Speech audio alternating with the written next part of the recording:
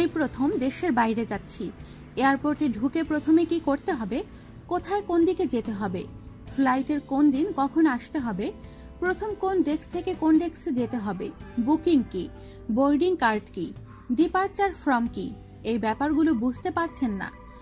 প্রথম যারা ফ্লাই করবে, যারা এয়ারপোর্টের ক্রমধারার কিছুই জানেন না, তাদের কথা চিন্তা করে আজকের এই আয়োজন। যারা জীবনে প্রথমবার বিমানবন্দরে আসবেন, তাদের জন্য ধাপে ধাপে কি করণীয় তা দেয়া হলো। প্রথমে আপনি বহির্গমন গেট দিয়ে ফ্লাইটের সময়ের কমপক্ষে 3 ঘন্টা আগে বিমানবন্দরে প্রবেশ করবেন। প্রবেশের পরে সাথে সাথে মালামাল স্ক্যানিং করাবেন এবং স্ক্যানিং ট্যাগ লাগাবেন। এ সময় লাগেজ সতর্কতার সাথে নজরে রাখবেন। এরপর আপনি রো এরিয়াতে গিয়ে সংশ্লিষ্ট উড়োজাহাজের কাউন্টারে গিয়ে টিকিট এবং পাসপোর্ট দেখিয়ে বোর্ডিং কার্ড সংগ্রহ করবেন এবং চেক ইন লাগেজ কাউন্টারে জমা দেবেন।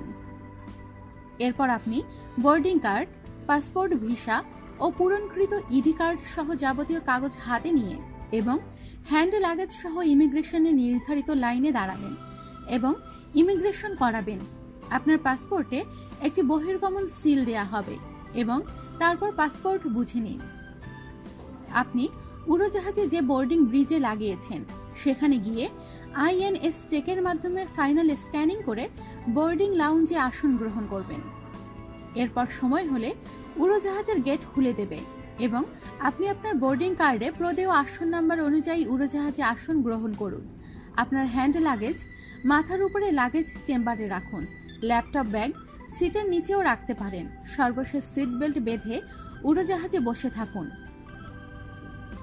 আমাদের সাথেই থাকুন, সাবস্ক্রাইব করুন।